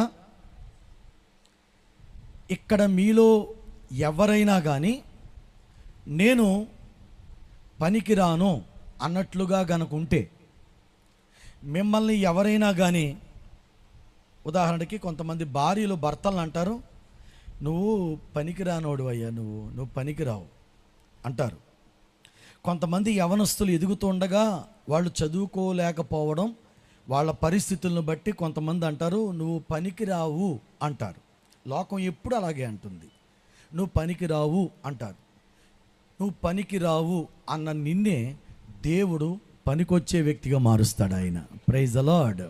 ఓకే, ఎవరైనా కానీ, మిమ్మల్ని ఎవరైనా కానీ ఒకవేళ నిన్ను పనికిరారు అంటుంటే దేవుడు అద్భుతమైన కార్యం చేస్తాడండి. ఆయన చాలా అద్భుతం చేస్తాడు. ఆయన గలిలయలోనికి యేసు వచ్చాడు, గలిలయలో యేసు ఉన్నారు, గలిలయలో యేసు నివసించారు, గలిలయలో యేసు పరిచర్య చేశారు. గలిలయకు ప్రాధాన్యత కలిగింది, పనికి వచ్చే ప్రాంతంగా మారింది. ఇలా అంటాను నేను, యేసు వస్తారు మనలోనికి. యేసుక్రీస్తు ప్రభువారు వస్తే పనికిరాని గలిలయ ప్రాధాన్యత కలిగిన గలిలయగా మారింది కదా. యేసు వస్తే మన జీవితాలు ప్రాధాన్యత కలిగిన జీవితాలుగా మారతాయి. దేవునికి స్తోత్రం కలుగును గాక. ప్రాముఖ్యత కలిగిన ప్రాంతాలుగా మారతాయి. దేవునికి స్తోత్రం కలుగును గాక. Praise the lord. ఓకే, ఇది గలిలయ. ఇప్పుడు చెప్పండి ఆన్సరు, ఆఖరి 15 నిమిషాలు సందేశం. ఇప్పుడు చెప్పండి, యేసు ప్రభువారు ఎక్కడి నుంచి వచ్చారు చెప్పండి. అమ్మయ్య, థ్యాంక్స్ అండి. ఒకసారి స్త్రీలందరూ చెప్పండి, యేసు ప్రభువారు ఎక్కడి నుంచి వచ్చారు చెప్పండి. గలిలయ నుండి వచ్చారు. పురుషులందరూ చెప్పండి, యేసు ప్రభు ఎక్కడి నుంచి వచ్చారండి. Okay, very good. మిమ్మల్ని ఎవరైనా కానీ ఎక్కడి నుంచి వచ్చావు అని చెప్పి అడిగితే మీరు ఏం చెప్తారు? రాజమండ్రి నుంచా? సరే, మిమ్మల్ని ఇదే ప్రశ్న అమెరికాలో అడిగితే ఏం చెప్తారు? అది చూసారా, అక్కడికి వెళ్ళేసరికి పేరు మారిపోయింది చూసారా. ఫారెన్లో అడిగారు అనుకోండి, మీరు ఎక్కడి నుంచి వచ్చారు అంటే రాజమండ్రి నుంచి వచ్చానండి. ఏమంటారు అప్పుడు? ఇండియా అంటారు. ఒకవేళ మీరు పక్క రాష్ట్రం వెళ్ళారనుకోండి, ఏ కేరళ, ఏ కర్ణాటక మీరు వెళ్ళారనుకుందాం, అక్కడ మిమ్మల్ని ఎక్కడి నుంచి వచ్చారు అని చెప్పి అడిగితే మీరు ఏమంటారు? రాజమండ్రి నుంచి వచ్చామండి అంటారు. ఆంధ్ర. సరే, ఆంధ్రాలోనే మీరు ఎక్కడికో వెళ్ళారు, ఈ పక్కన ఏదో ఒక ఊరు వెళ్ళారు, అప్పుడు మీరేమంటారు? ఇప్పుడు రాజమండ్రిలో మీరు కోటిపల్లి బస్ స్టాండ్ దగ్గరికి వెళ్ళారు. అక్కడ ఏదో పని ఉండి ఫోటోలు తీసుకోవడానికి వెళ్ళారు. ఫోటోలు తీశారు. మీకు తీసిన తర్వాత ఆ స్టూడియో ఆయన అన్నారు, ఎక్కడి నుంచి వచ్చారండి మీరు అన్నారు. మీరు ఏమంటారు? రాజమండ్రి నుంచి వచ్చామండి అంటారా? ఆడ అంటాడప్పుడు నేను కూడా రాజమండ్రిలోనే ఉన్నాను అంటాడు. ఎందుకంటే అతనున్నది రాజమండ్రిలోనే, మనం ఉన్నది కూడా రాజమండ్రి. ఇప్పుడు అక్కడేమంటాం చెప్పండి? రాజమండ్రి కోటిపల్లి బస్ స్టాండ్ దగ్గరికి మనం వెళ్తే మీరు ఎక్కడి నుంచి వచ్చారు సార్ అని చెప్పి అడిగితే అప్పుడు మనం అంటాం ఆనంద్ నగర్ నుంచి వచ్చానండి, రామదాస్ పేట నుంచి వచ్చానండి. ఇక్కడే అది ఎక్కడ అంటే అప్పుడు చెప్తా కోరి ప్రాంతం అండి. కోరి దిగుతాం చూసారా? అప్పుడు కొంతమందికి తెలియక అంటారు వాళ్ళు, అది ఎయిర్పోర్ట్ రోడ్ అండి. అవునండి, ఎయిర్పోర్ట్ రోడ్. దిగుతాం చూసారా? దిగినప్పుడు వస్తుందండి లెఫ్ట్ సైడ్ వస్తే, సింహాచలం అయితే రైట్ సైడ్ వస్తుందండి. ఇలా చెప్తాం. ఇప్పుడు యేసు ఎక్కడి నుంచి వచ్చారంటే చూసారా, అంత లోతులు ఉంటాయి. యేసు ఎక్కడి నుంచి వచ్చారంటే మీరేం చెప్పారు? ఇప్పుడు గలిలయ అన్నారు. సరిపోదు, జవాబు అది సరిపోదు. గలిలయలో ఎక్కడి నుంచి వచ్చారు? మరి 204 గ్రామాలు ఉన్నాయి. చెప్పండి, ఎన్ని గ్రామాలు ఉన్నాయి?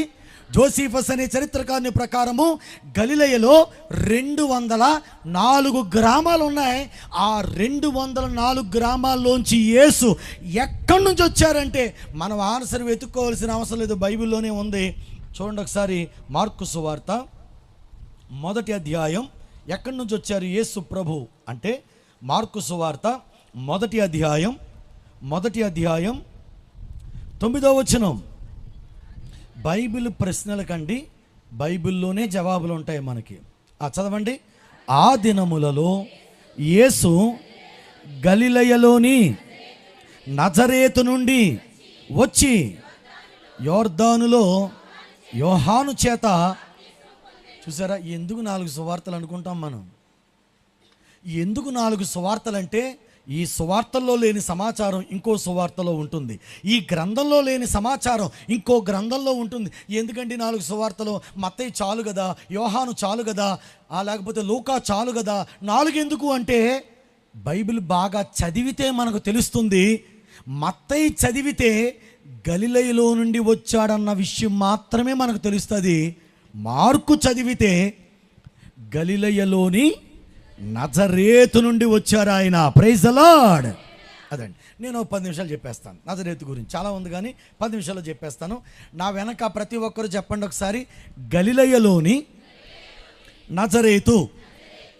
ఆమేన్. రాజమండ్రిలోని ఆనందనగరు, రాజమండ్రిలోని రామదాస్ పేట, రాజమండ్రిలోని సింహాచల్ నగరు, రాజమండ్రిలోని క్వారీ మార్కెట్, ఇలా అంటాం కదా. అలాగే గలిలయలోని నజరేతు.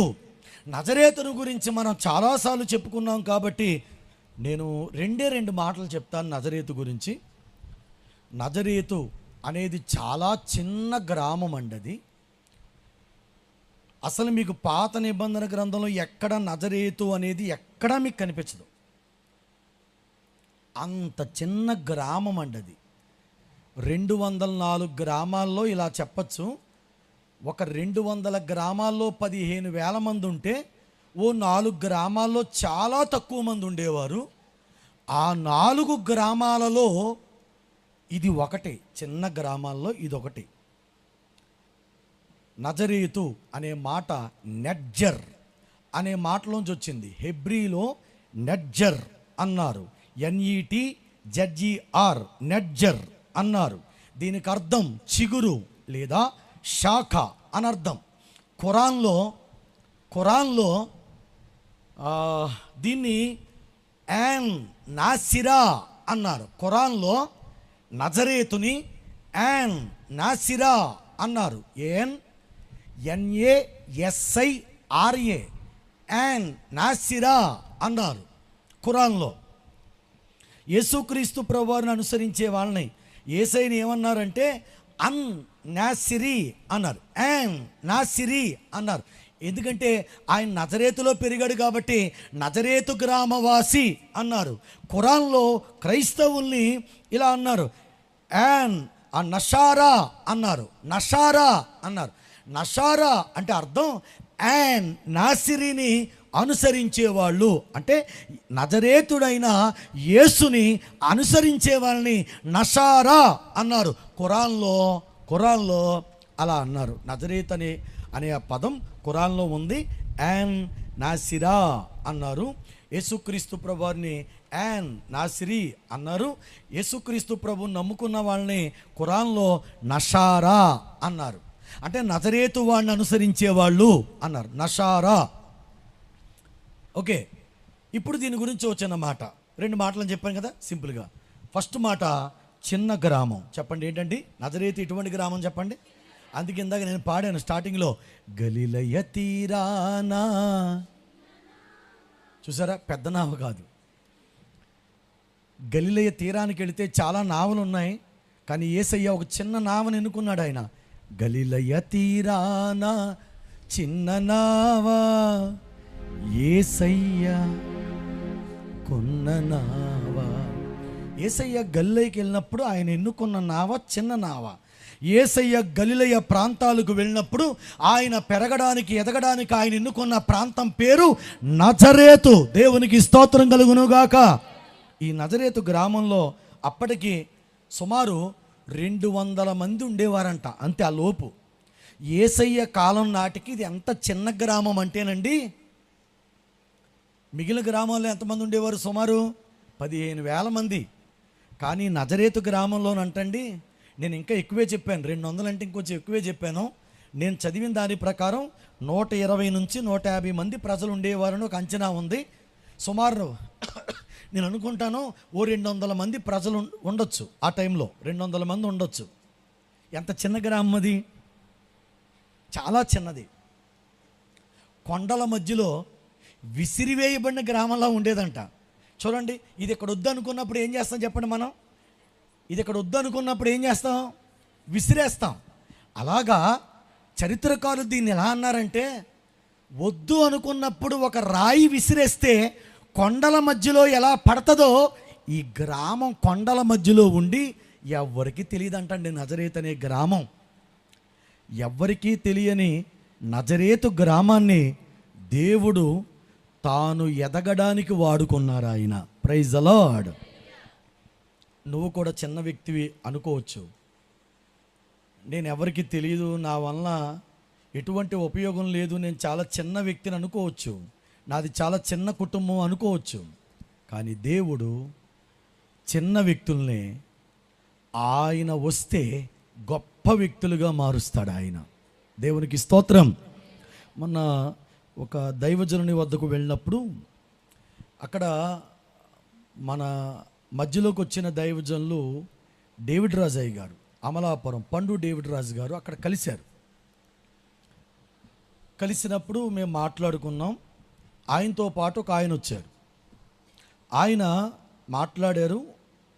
ఆ తరువాత నేను బస్సు ఎక్కి వచ్చేద్దాం అనుకున్నాను. నేను ఆ ప్రాంతం నుంచి, రామచంద్రపురం ప్రాంతం నుంచి నేను బస్సు ఎక్కొద్దామని అక్కడికి ఓ పాస్టర్ గారితో వెళ్ళాను. బస్సు ఎక్కడానికి బస్ స్టేషన్కి వెళ్తున్నాను. నేను వెళుతూ నన్ను తీసుకెళ్ళిన పాస్టర్ గారు ఫోన్ చేశారు, అయ్యా ఇక్కడ నుంచి కాకినాడ ఎలా వెళ్ళాలండి, నేను ప్రేమరాజు గారిని బస్సు ఎక్కించాలి, బస్ స్టేషన్కి వెళ్ళి కాకినాడ వెళ్ళిపోతాను నేను అన్నప్పుడు వెంటనే డేవిడ్ రాజు గారు కారు వేసుకొచ్చి, నాకు రాజమండ్రిలో పని ఉందండి అన్నారు ఆయన. ఓహో, దేవుడు ఇలా ఏర్పాటు చేశాడని కారు ఎక్కాను. కారు ఎక్కిన తర్వాత ఆయన అన్న మాట ఏంటంటే, రాజమండ్రిలో నాకు ఏ పని లేదండి, మిమ్మల్ని దింపడానికే వస్తున్నాను అన్నారు ఆయన. సరే సంతోషం, ఎందుకు సార్, నేను ఎవరిని ఇబ్బంది పెట్టకూడదనేనండి బస్సు ఎక్కుతానని అనుకున్నానండి నేను అన్నాను. అప్పుడు ఆయన పర్లేదండి, కొద్దిసేపు సహవాసం చేసే భాగ్యం దొరికింది అని మాట్లాడుతున్నాం. ఇప్పుడు వారి బంధువును నాకు అప్పుడు పరిచయం చేశారు. ఆయన చాలా సాధారణంగా ఉన్నారు. ఆయన చెప్పిన ఒక చిన్న సాక్ష్యం ఏంటంటే, ఆయన ఒక చిన్న కుటుంబంలో పుట్టారు. సామాన్యమైనటువంటి తరగతి, పేద తరగతే వారి కుటుంబం. ఇప్పటికి ఒక చిన్న ఇల్లు ఉంది వారికి అమలాపురం దగ్గర. ఆ చుట్టుప్రక్కల గ్రామాల్లో చిన్న గ్రామం అది. అయితే చిన్నప్పటి నుంచి వాళ్ళ అబ్బాయిని దేవుళ్ళో పెంచేవారు. ఆ అబ్బాయి దేవుని యందు భయభక్తులు కలిగి ఉన్నాడు. అబ్బాయి చాలా బాగా చదివాడటండి. భయభక్తులు కలిగి ఉండడం అంతే, చదవడం కూడా అలాగే. తను గ్రాడ్యుయేషన్ కంప్లీట్ అయ్యేసరికి ఒక ఉన్నతమైనటువంటి జాబ్ వచ్చిందండి తనకి. చాలా ఉన్నతమైన జాబ్ వచ్చింది ఆ అబ్బాయికి. అది పక్కనున్న స్టేట్కి వెళ్ళాడు ఆయన జాబ్ చేయడానికి. అలా జాబ్ చేస్తూనే ఆయన యూపీఎస్సికి ప్రిపేర్ అయ్యాడు. ఆయన జాబ్ చేస్తూనే, మంచి జాబ్ అది. అది చేస్తూనే యూపీఎస్సీకి ప్రిపేర్ అయ్యి ఫస్ట్ అటెంప్ట్లో ఐఏఎస్ కొట్టాడు ఆయన. దేవునికి స్తోత్రం కలుగును గాక. నాకు ఆ తండ్రి చెప్తూ ఆనందపడిపోతున్నాడు. మొన్న రాష్ట్రపతి ముందు మా అబ్బాయి మాట్లాడుతున్నాడు, చూడండి అని చెప్పి సెల్ ఫోన్ ఇచ్చారు. నేను అప్పుడు ఆయన కళ్ళల్లో ఆనందం చూశాను. రాష్ట్రపతి ముందు దాదాపుగా మనకి సంబంధించినటువంటి ఐఏఎస్ ఆఫీసర్స్ అందరూ ఉండగా ఇద్దరికో ముగ్గురికో మాట్లాడే అవకాశం దొరికింది. దాంట్లో ఈయనకి అవకాశం దొరికింది. ఇక మా అబ్బాయి అండి. ఆయన కూడా చెప్తున్నాడు, నాది కోనసీమ జిల్లా, అక్కడ ఒక చిన్న గ్రామం ఉన్నది, మాది చాలా పేద కుటుంబం, అక్కడి నుంచి వచ్చాను, ఐఏఎస్ అయ్యాను. ప్రస్తుతానికి పక్క స్టేట్లో ఆయన ఒక ఐఏఎస్ ఆఫీసర్గా ఉన్నాడు ఆయన. ప్రియులారా, ఆయన సంతోషం. మీరు వెళ్ళిపోవచ్చు కదండి, మీ అబ్బాయికి ఇప్పటికే బంగ్లా ఇస్తారు కదా, అన్నీ బాగుంటాయి కదా అంటే ఆయన అంటున్నారు, వాడు కష్టపడ్డాడండి, వాడు చాలా కష్టపడ్డాడు. చిన్న వయసు అండి వాడిది, పెద్ద వయసు ఏం కాదు, కానీ వాడు కష్టపడ్డాడు, వాడు సాధించుకున్నాడు. వాడికి ఇప్పుడు పెళ్లి సంబంధాలు వస్తున్నాయండి అయ్యగారు. అసలు ఎక్కడి నుంచి వస్తున్నాయంటే మినిస్టర్లు వస్తున్నారు, పెద్ద పెద్ద సెంట్రల్ మినిస్టర్లు వస్తున్నారండి, మా అమ్మాయినిచ్చి చేసుకుంటారని. నాకు చాలా ఆనందంగా ఉంది అంటే, అదే మీరు వెళ్ళిపోవచ్చు కదండి అంటే, వద్దండి, వాడిని ఆనందించనివ్వండి, నేను ఇక్కడే ఉంటాను, నేనున్న ప్రాంతాన్ని నేను వదిలి వెళ్ళలేనండి అంటున్నారు ఆయన. మీరు గమనించాలి. అంటే నాకు ఆయన చూసినప్పుడు అనిపించింది ఏమనంటే, ఓ చిన్న కుటుంబము, ఓ చిన్న గ్రామము, కానీ దేవుణ్ణి నమ్ముకున్నప్పుడు, దేవుని యందు విశ్వాసం ఉంచినప్పుడు ఆ వ్యక్తిని దేవుడు హెచ్చించిన రీతి, ప్రఖ్యాతిగాంచిన రీతి చాలా అద్భుతమైంది. దేవునికి స్తోత్రం కలుగును గాక. చిన్న గ్రామం నజరేతు దేవుడు హెచ్చించాడు. చిన్న వ్యక్తులే దేవుడు హెచ్చిస్తాడండి. మీరు అనుకోవచ్చు చాలామంది, ఇంకా దేవుడు నన్ను హెచ్చించలేదండి అనుకుంటున్నారా? మీరు ఇంకా చిన్న వ్యక్తులు అవ్వలేదు, మీరు ఇంకా పెద్ద వ్యక్తులుగా ఉన్నారు. పెద్ద వ్యక్తులుగా ఉన్న వారిని దేవుడు హెచ్చించలేడు ఆయన. చిన్న వ్యక్తులుగా ఉన్న వారిని మాత్రమే దేవుడు హెచ్చిస్తాడు ఆయన. మీలో ఎవరైనా హెచ్చించబడ్డారా అంటే మీరు చిన్న వ్యక్తులుగా ఉన్నారు కాబట్టి దేవుడు మిమ్మల్ని చూసి ప్రేమించి మిమ్మల్ని ఆయన హెచ్చించాడు. దేవునికి స్తోత్రం కలుగును గాక.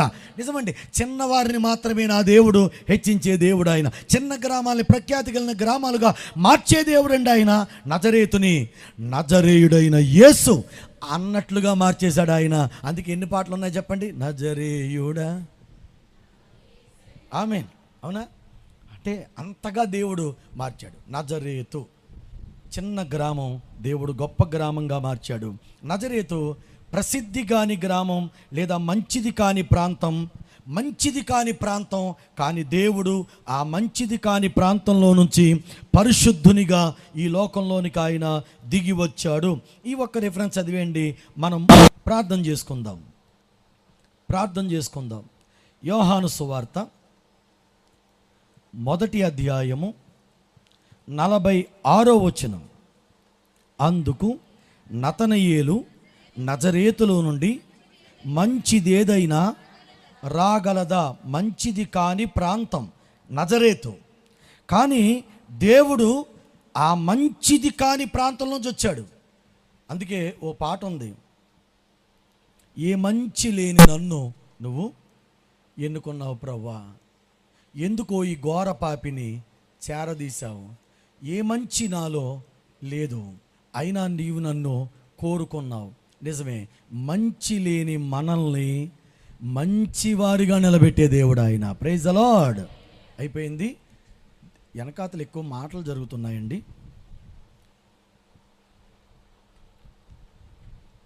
బ్యాక్న మీరు ఒక మంచి లైన్ వేసుకున్నారు,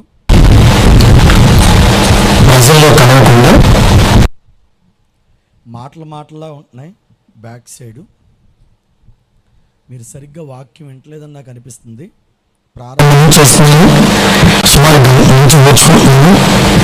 గంటకు మించి ఓర్చుకోలేను నేను. ఇప్పుడు ఎంతమంది అయితే 5 నిమిషాలకే పడిపోయేవాడిని మనుషుల మీద. గంట ఓర్చుకున్నాను, ఇంతకు మించి ఓర్చుకోలేను నేను. ఇంకా సైలెంట్ అయితే మంచిది. ఓకేనా అనుష? తరతరద్దిగా వారం 6 రోజులు టైం ఉంది. నేను చెప్పాను 6 రోజులు టైం ఉంది రాసుకోవడానికి. ఇప్పుడు ఎందుకు అవి వినండి. ఓకే, మంచిది కానీ ప్రాంతం. మనం ఎవ్వరూ మంచివాళ్ళం కాదు, గుర్తుపెట్టుకోండి. ఎందుకో ఈ ఘోర పాపిని చేరదీసా ప్రభువా, ఏముంది నాలో నీ పరిశుద్ధత లేదే, అయినా నన్ను లేదు, పరిశుద్ధత లేదు. సంస్కారం తీసుకునే వాళ్ళందరూ మనం ఒకసారి ఆలోచించాలి. ఏ మంచి లేని మనల్ని ఎందుకో నన్ను నీవు ఎన్నుకున్నావు, ఏ మంచి లేని నన్ను నీవు కోరుకున్నావు, ఎందుకో నన్ను నీవు ఎన్నుకున్నావు, ఏ మంచి లేని నన్ను నీవు మంచిది కాని ప్రాంతాన్ని కోరుకున్నాడు. ఆ ప్రాంతం పేరు నజరేతు.